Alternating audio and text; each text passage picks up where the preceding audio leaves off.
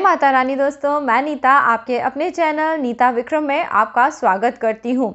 आप सभी को मासिक अष्टमी पर्व की, गोपा अष्टमी पर्व की हार्दिक शुभकामनाएं।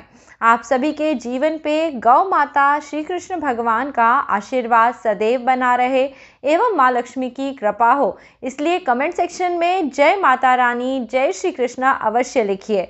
22 नवंबर 2020 की तारीख है। कार्तिक मास के शुक्ल पक्ष की अष्टमी तिथि है। प्रत्येक मास में शुक्ल पक्ष में जो अष्टमी तिथि आती है, इस दिन पे करे हुए विशेष उपाय आपके जीवन में सुख सौभाग्य को बढ़ाते हैं। और जब यह दिन रविवार के दिन आया है तो इसका विशेष महत्व है, क्योंकि रविवार के दिन गौ माता की पूजन अर्चन करने से लक्ष्मी स्वयं आपके घर में दौड़ी चली आती हैं। लक्ष्मी माता की ऐसी कृपा होती है कि सभी तरह का सुख वैभव आपके पास आ जाता है। तो दोस्तों, आज है रविवार का दिन और गोपा अष्टमी का त्यौहार, इसलिए गौ माता को एक चीज़ आप ज़रूर खिलाएं। इस उपाय को निरंतर यदि आप प्रत्येक रविवार भी करते रहेंगे तो भी आपको इसका बहुत फायदा होगा। परंतु विशेष पर्व और तिथियों में कोई भी उपाय करे जाने से इनका विशेष महत्व होता है। सबसे पहले हम जान लेते हैं गोपा अष्टमी का त्यौहार कब आता है। कार्तिक मास के शुक्ल पक्ष में गोवर्धन पूजा के 7 दिन बाद गोपा अष्टमी मनाई जाती है।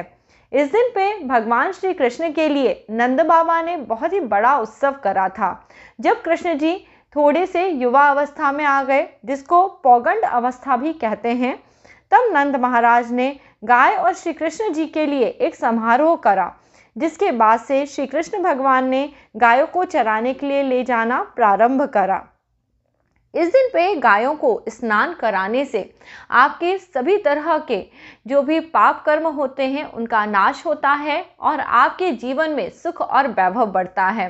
गौ माता को रविवार के दिन स्नान कराने से जन्म जन्मांतर के पापों का नाश होता है और लक्ष्मी की प्राप्ति होती है।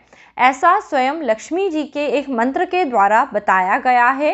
लक्ष्मी आर्याम लोकपालनाम धेनु रूपेण संस्थिता धृतम वहति यज्ञार्थ मम पाप वैपो हतु। लक्ष्मी जी स्वयं लोगों का पालन पोषण करने के लिए धेनु अथवा गाय के रूप में इस पृथ्वी और इस जगत में हैं। उनके पूजा अर्चन करने से, उनका सेवा करने से जन्म जन्मांतर के पापों का नाश हो जाता है। इसलिए गौ माता को हमेशा से पूजा जाता था। जब राम भगवान थे, कृष्ण जी थे, तब भी गौ माता का पूजन करा जाता था, पर उस समय उन्हें गौ देवता कहते थे। उन्हें गौ देवता कह के उनका पूजन अर्चन करते थे। श्री कृष्ण भगवान स्वयं गायों की रक्षा करते थे और उन्हें चराने के लिए ले जाया करते थे। गाय जिस प्रकार हमें कई प्रकार के पदार्थ देती हैं, जैसे कि दूध, दही, घी इत्यादि, यह सभी मनुष्यों के जीवन में अमृत का रूप हैं। इन सभी चीज़ों को आपको ग्रहण अवश्य करना चाहिए। अभी हम गौ माता को खिलाने वाली एक विशेष चीज़ के बारे में बता रहे हैं। यह आपको गोपा अष्टमी के दिन जरूर गौ माता को खिलानी है। आप सभी अपने घर में प्रतिदिन रोटी बनाते हैं, पर कई घरों में लोग बाग रात को आटा लगा देते हैं और सुबह उसकी रोटी बना लेते हैं। तो जब भी हमें गौ माता के लिए भोजन बनाना होता है तो वो भोजन हम एकदम ताज़ा बनाते हैं, यानी आटा भी उसी समय लगाते हैं जबकि हमें रोटी बनाना है, वरना इसे रखे हुए आटे की रोटी को हम गौ माता को नहीं खिला सकते। आप सुबह के समय अपने घर में आटा गूंदें। आटा गूंदने के लिए आटा एकदम साफ लेना चाहिए, उसमें पुराना इस्तेमाल करा हुआ आटा कुछ भी ऐसा नहीं मिलाना चाहिए, और साफ पानी लें और इस आटे को लगा के माता रानी का ध्यान करते हुए, गौ माता का, कृष्ण भगवान का ध्यान करते हुए ओम नमो भगवते वासुदेवाय मंत्र का जाप करते हुए आटा लगाएं। बहुत ही श्रद्धा और भक्ति के साथ अपने घर में पहली रोटी बनाएं। भगवान से जो भी आप कामना करते हैं, अपने घर की सुख शांति की, उन्नति वृद्धि की, इस तरह की कामना करते हुए भोजन बनाना चाहिए, क्योंकि जैसी इच्छा के साथ आप वो भोजन बनाते हैं वैसे ही भाव के साथ घर के सभी लोग उस भोजन को ग्रहण करते हैं और आपकी भावना सफल होती है। तो आप अपने घर की पहली रोटी बनाएं और इस रोटी को आप गौ माता को खिलाएं। पर गौ माता को जब आप रोटी दें उससे पहले इसमें थोड़ा सा गुड़ रख दें। गुड़ आप रखिएगा क्योंकि गौ माता के शरीर को ताकत और कई तरह के पोषक तत्व इस गुड़ के खाने से मिलते हैं। इस उपाय को आप करिए, आपके घर में जरूर गौ माता की कृपा होगी। जिन लोगों के जीवन में घोर कष्ट चल रहे हैं, ये उपाय चाहे तो वो निरंतर प्रतिदिन भी कर सकते हैं। और आपको गौ माता का इस दिन पे परिक्रमा करना चाहिए। पूजन के साथ ही साथ गौ माता का परिक्रमा करने से कई तरह के रोगों का नाश होता है। जिन लोगों के जीवन में कई तरह के रोग कष्ट चल रहे हैं, उन्हें गौमूत्र का प्रयोग अपने घर में जरूर करना चाहिए। गौमूत्र का पोछा लगाना चाहिए या गौमूत्र इत्यादि से स्नान करना चाहिए।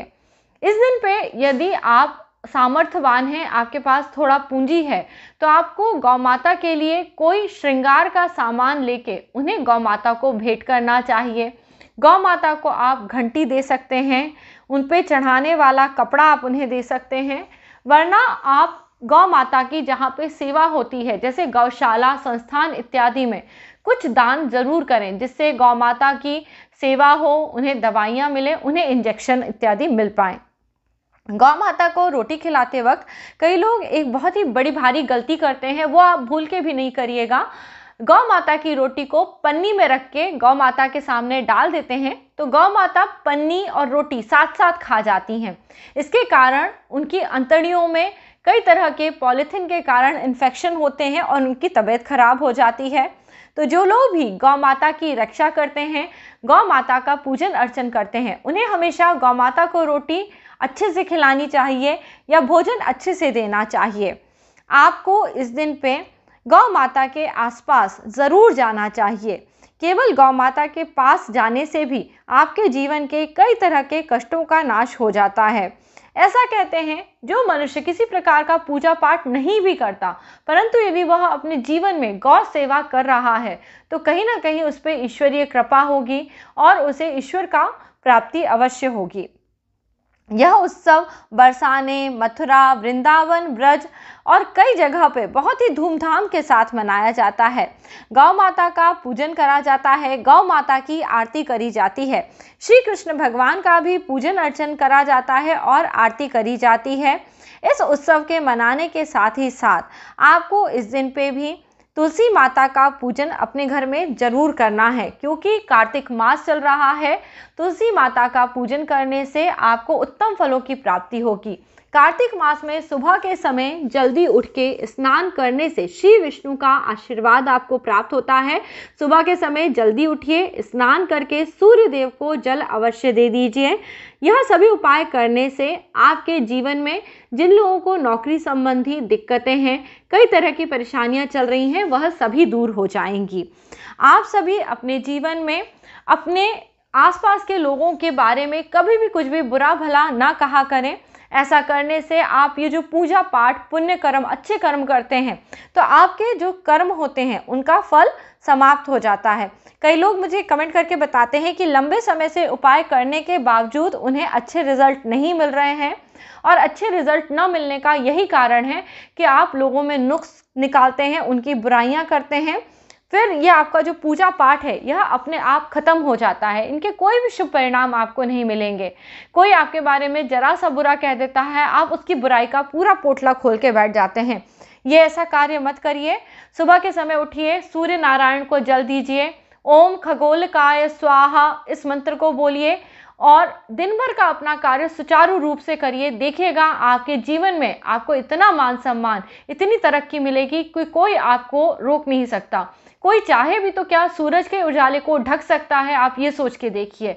तो जो स्त्री पुरुष सूर्य का पूजन अर्चन करते हैं, उनके जीवन का उजाला कोई नहीं रोक सकता। उनके जीवन में जो उन्हें तरक्की प्राप्त होती है उसको कोई नहीं दूर कर सकता।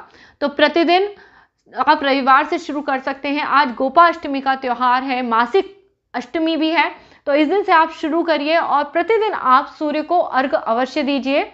तांबे का कोई लोटा ले लीजिए, छोटी सी कलसी ले लीजिए और उससे आप सूर्य नारायण को सुबह सुबह जल दीजिए।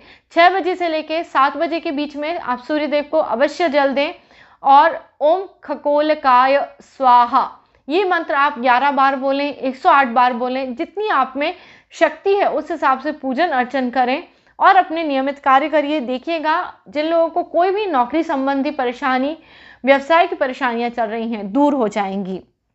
गोपाष्टमी के त्योहार पे गौ माता का पूजन, सूर्य पूजन इस प्रकार से करिए और अपने घर के मंदिर में श्री कृष्ण भगवान को सुंदर सी पोशाक पहनाएं, उन्हें तुलसी जी के साथ में आप भोजन इत्यादि खिलाएं। गाय के दूध, गाय के घी से बना हुआ भोजन, कोई अच्छा मेवा मिष्ठान इस दिन पे श्री कृष्ण जी के भोग में अवश्य चढ़ाना चाहिए। इस प्रकार पूजा अर्चन करने से आपकी पूजा सफल होती है और आपको प्रभु का आशीर्वाद प्राप्त होता है। इसी प्रकार दोस्तों और भी त्योहार आने वाले हैं, जैसे कि आंवला नवमी, देवउठन ग्यारस, यह सभी हम साथ साथ मनाएंगे। तो नीता विक्रम चैनल से जुड़े रहिए। वीडियो के नीचे बने हुए लाल रंग के सब्सक्राइब के बटन को प्रेस करिए और बाजू में बनी हुई घंटी अथवा बेल के आइकन को प्रेस करिए। इससे आपको मेरे सभी वीडियो के नोटिफिकेशन मिलेंगे। आज का वीडियो यदि पसंद आता है तो इसे लाइक करिए और परिवार मित्रों के साथ अधिक से अधिक शेयर करिए। जय गौ माता, जय श्री कृष्ण भगवान की जय।